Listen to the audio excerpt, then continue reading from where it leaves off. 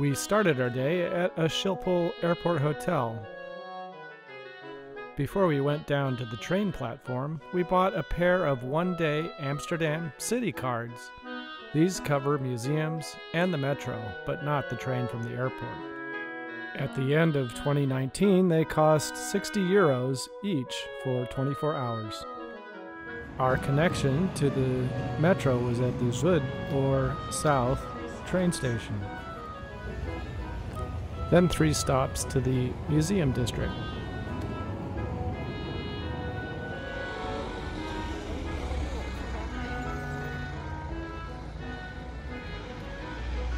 Where are we going? We're going for pancakes? Going for pancakes. The pancakes are very thin, but you might not be thin after a couple of these. It seems like every European city needs a place to put some of these love locks. The Rijksmuseum is definitely a highlight. You should plan on getting there as early as possible.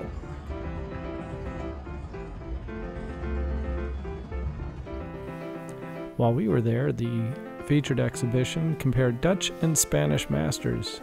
Lots of Rembrandt and Velázquez.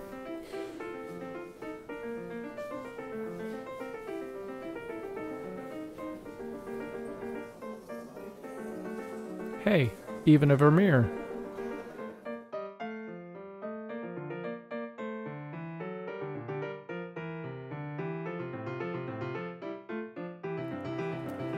The Night Watch is currently behind glass being scanned and I think restored.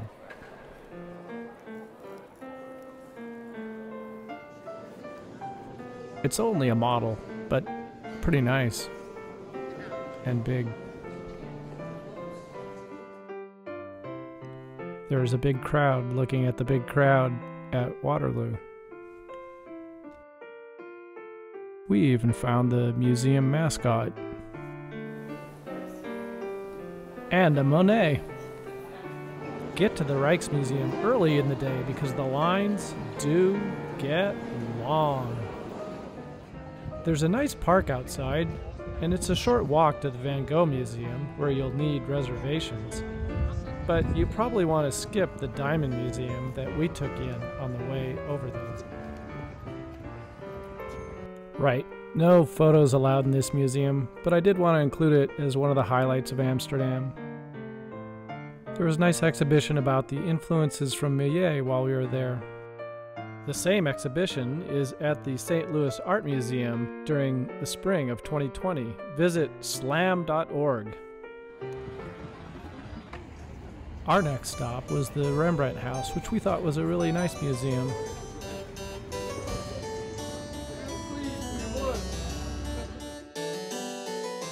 It had exhibits on home life, including the kitchen.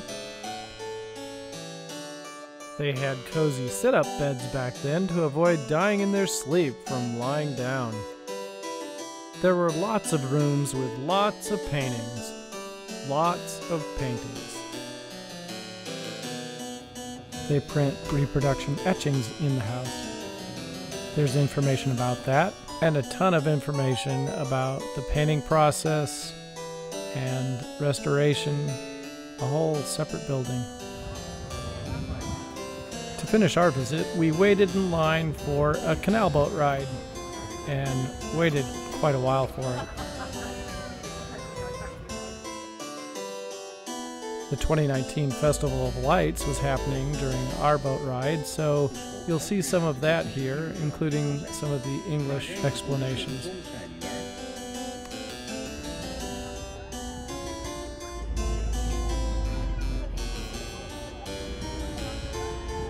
Dozens of tubes of light form an explosion, frozen in time.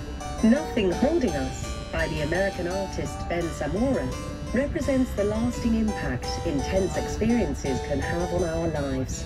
It seems as though someone has hit pause, and because of it, you can take some time to let the experience sink in. Zamora wants to celebrate the fact that even after a big shock, there can be room for positive change. Every cloud has a silver lining after all.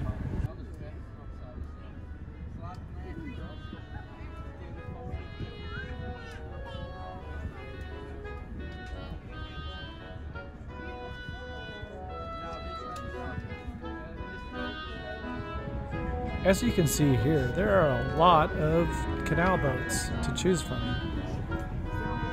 The rings of order-disorder made by the Dutch artist Lambert Kamps are always in motion. One moment, the circles follow an orderly pattern. The next, they cross each other in disarray. On either side of the boat, white and blue lines of light course through the water. These are the tears breaking the ice. With Icebreaker, the Dutch artist Wilhelmusvlug reminds us of a time when the canals of Amsterdam froze over in winter, until a canal tour boat came by to tear them open like a true icebreaker.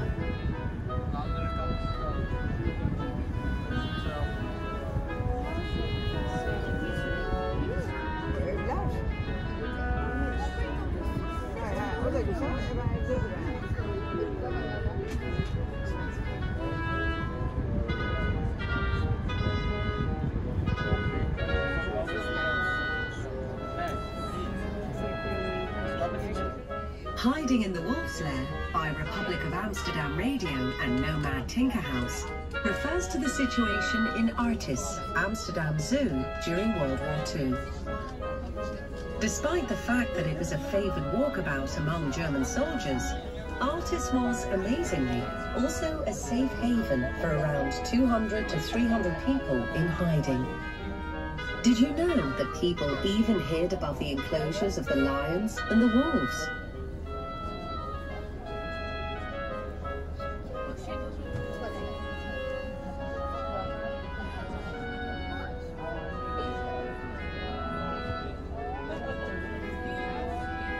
Illuminated silhouettes of cars, streetlights, and signposts, all violently dragged along by the current. With surface tension, British artists Tom Biddulph and Barbara Ryan turn one of Amsterdam's famous canals into a drowned street. It is a ghastly vision of what will come to pass if the sea level keeps rising.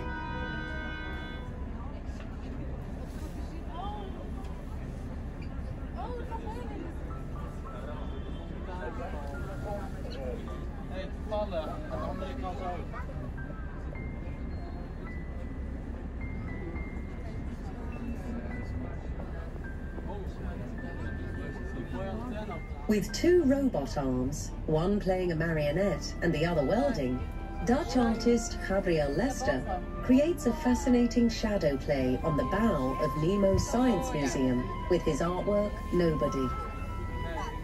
That robots are making people come alive says a lot about today's digital age. Who is the real puppet master here?